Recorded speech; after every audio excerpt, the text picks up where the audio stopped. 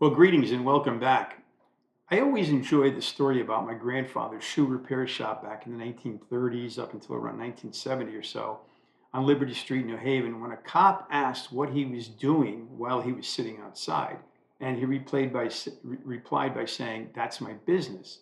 So they arrested him. And when he went to court, the judge questioned the cop and he said that it was his business. Then the judge then said that that's his business. He's a shoemaker and he did nothing wrong. Shoemakers offer a vital service for the community, and without shoes, well, you know the rest. Case closed. A classic Mark Twain quote: "Get your facts first, then you can distort them as you please." My reaction to this quote is, who cares about the facts? They have their own interpretation. So sorry to disappoint you, Mark Twain. And the word worldly doesn't seem to have any meaning anymore thanks to our digital world.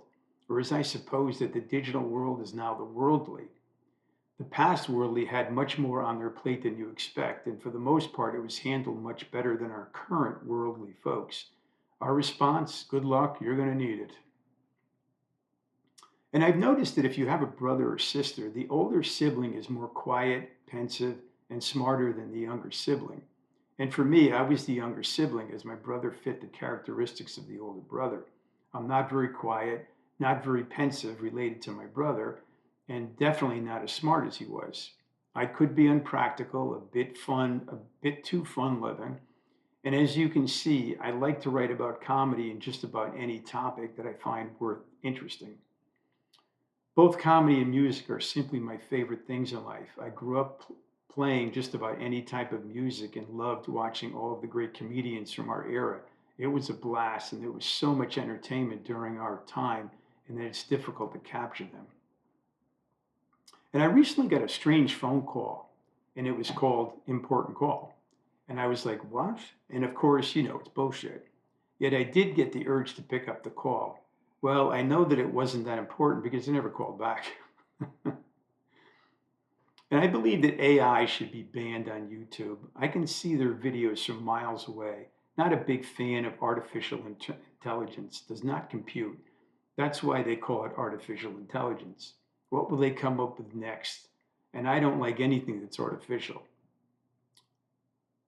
And every year in the summer, my wife places two chairs in front of the yard, and we never sit in the chairs because the birds practice their skills on dive bombing, their you know what, on the red chairs.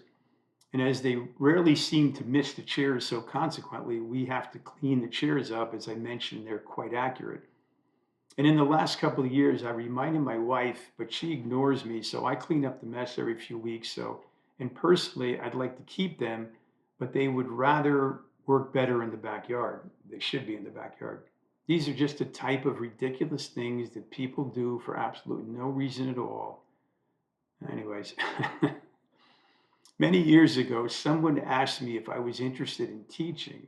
And my reply at the time was, I wasn't a very good student, so I don't think my chance of becoming a teacher is a good match. And I've always been a major fan of film noir, and it's simply my favorite movie genre, where absolutely no one could be trusted. Life was cheap. One slip up could get you murdered very quickly, and you never turned your back to them. Film noir was always done in black and white. Most of the scenes were done on dark streets with people walking by you that could easily kill you. You had to be a rough, tough guy with little or no fear and with the ability to handle dangerous situations and remain calm.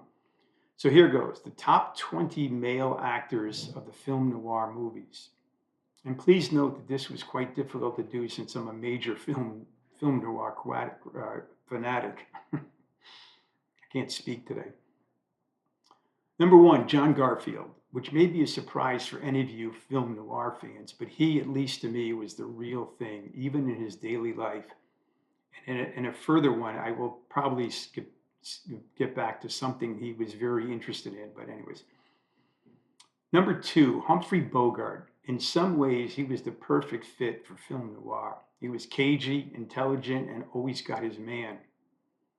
Number three, James Cagney, another stalwart that could take on anyone at any time and a wonderful actor with a large range. Number 4, Glenn Ford. Maybe a surprise, but he was composed, smart, and always one or two steps ahead of his enemies. Number 5, Edward G. Robinson, another stalwart actor, and he could take you down with a grimacing face and bad temper. Number 6, Dick Powell, big fan of his. His style was more direct and less likely to pull the trigger compared to most of the guys. Number 7, Richard Conte, a stalwart in film noir and a superb actor. Number 8, Robert Mitchum, a no-nonsense man who could play the anti-hero archetype anytime. Number 9, Barry Sullivan, a tough guy who had a straight face and stood up to anyone he faced. Number 10, Dana Andrews, a slick character who could keep his cool under any circumstance. Number 11, Victor Mature, a slick and tough straight shooter who never backed down. Number 12, Peter Lorre, the only guy who was cast as a timidly devious character and frequently typecast as a sinister foreigner with his accented voice. I'm losing my voice right now. Number 13, Sidney Greenstreet, cast as the devious and despicable liar and best known for his roles in The Maltese Falcon, Casablanca, and Passage to Marseille. And number 14, Richard Widmark, yet another devious character who was able to handle very diverse characters, and he could put on a great character that you could despise. Number 15, George Raft, yet another tough guy under any circumstances simply because he was from Hell's Kitchen, the roughest part of New York City. Number 16, Edmund O'Brien, another great actor who could play any type of character and was a smooth but tough guy. Number 17, Lawrence Tierney, the typical mobster and a tough guy from none other than Bed-Stuy, Brooklyn. Number 18, Mark Stevens, a talented actor in the latter part of film noir.